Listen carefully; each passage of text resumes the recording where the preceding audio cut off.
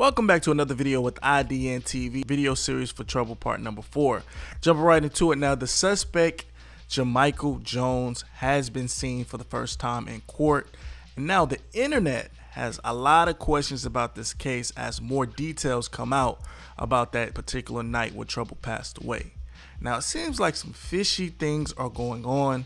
Now a lot of details that are being present are not adding up. A lot of people that are close to the situation, close to these people, are saying a lot of these details are not adding up. Now watch this video in full to see exactly what I mean, and make sure you get in the comments below because we got to talk about this. It's a lot of confusion and I want to know how you guys feel about it. Now Jamichael Jones turned himself in to the authorities just yesterday after being on the run for around 24 hours. Now after being arrested, J. Mike was booked and denied bond by a Rockdale judge. Now Jamichael Jones will be back in court June 15th, 2022 at 1 p.m. Now we got a chance to get a good look at the suspect.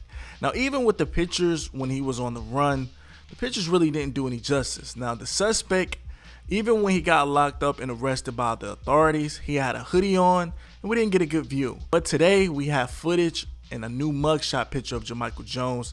Now here is Jones in court just last night. Rolling.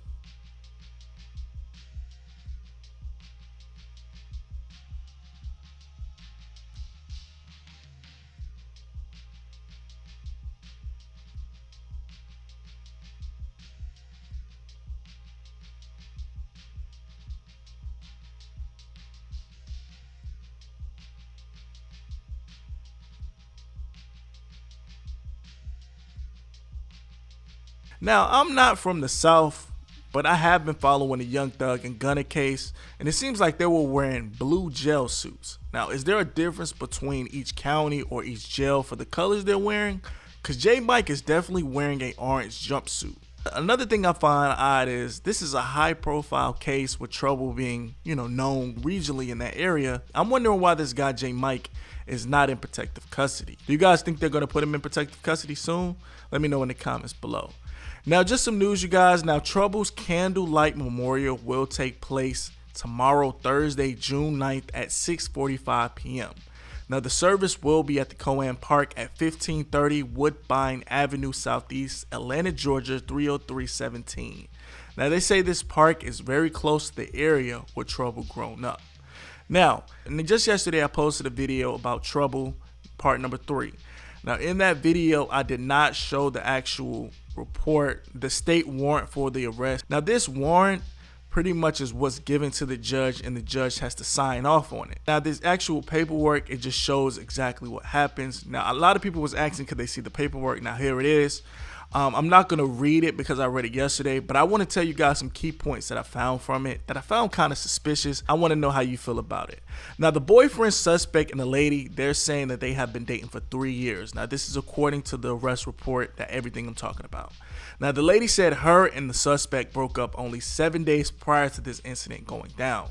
Now in the report she states that her and the suspect lived at that same exact apartment for over 3 years. Now my thing is this: how are you completely broken up with a person of 3 years after just 1 week? Now how do you bring someone into that home after breaking up with that same person after just 1 week? Now I'm sure the suspect's possessions were still inside that apartment, like toothbrush, clothing, and possibly weapons inside that crib. Now you guys got to remember, they're in the South. I'm sure everybody has weapons throughout their home. Now, the female admitted that the suspect punched her in the face a week before, and he took her car after they had an argument about him being broke and not being able to pay the bills. Now, the female chose not to press charges that week before, but my honest opinion is she didn't want to press charges because she knew she was going to get back with this suspect, point blank. Now, the report also says that the suspect is seen on camera entering the Lake St. James apartment complex around 3:14 a.m. and leaving that same exit gate around 3:21 a.m. Now, only 7 minutes went by for him to walk in, see the girlfriend in trouble in bed, scuffle ensued, a person being shot, and leaving the apartment. Now, I want to keep it all the way real with you guys. Now, let's see how this plays out. And I wonder who this lady's loyalty is going to belong to. Now, you would think it would be trouble because he's a victim, but me personally, I don't think so. But when it's time for this lady to testify and really put her money where her mouth is, this definitely can turn south. Now, remember, you guys, she's been living with this guy for over 3 years. She trusted him enough to actually live with him and share space with him. Now, I'm sure their bond was way deeper than trouble.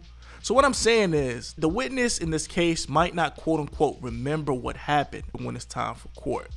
Now, I'm sure they haven't recovered the weapon at all, or if they will probably ever will if they know what they're doing.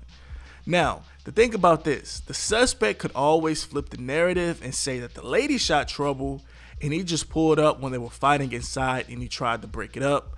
That's the reason for his fingerprints on Trouble. That's for his reason for breaking into the crib.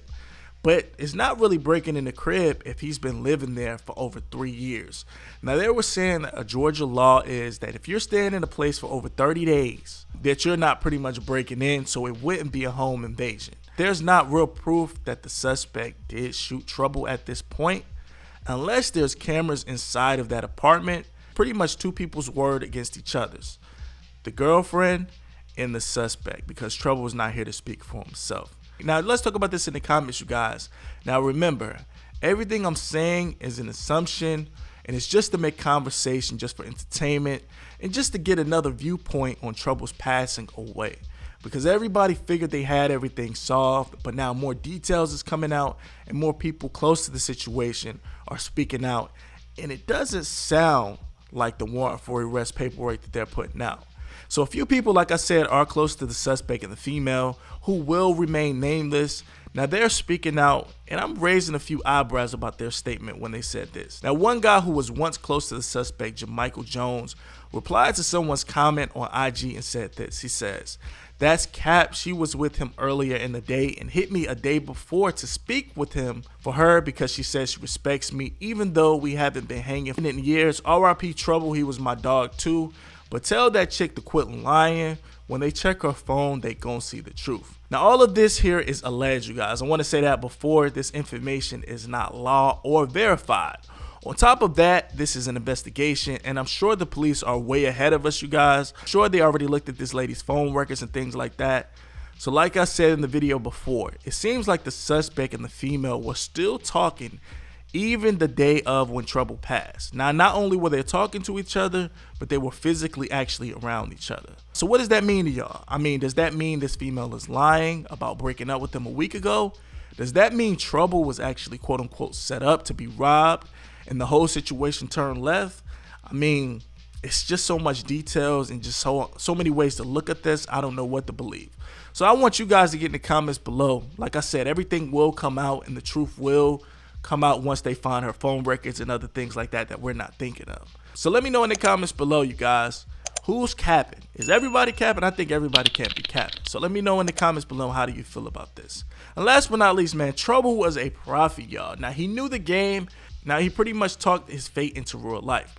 So here's Trouble. It's a video of him speaking about the guys who are quote unquote very sensitive over a female and how majority of the time they will crash out over that same female. And once that happens, the female moves on to the next guy while you're locked up fighting for your life. Hey, do them for the young nigga, man. Yeah, man. I had to do a video cut. I know y'all can't read. But y'all stop busting about these maggot ass hoes, man, with that good bottom, man. Yeah, cause yeah, get caught up, go down the road. She ain't gonna do nothing but let another nigga bust in her. That always been a game, lane. Shrimp basket. Make sure you guys subscribe, hit that bell notification. I'm trying to keep it as respectful as possible because, you know, Trouble has family. This lady has family and the suspect has family, but I'm just reporting what's out there, you guys, and just opening the narrative on what's going on. So let's talk about this in the comments. I will catch you in the next video. IDN.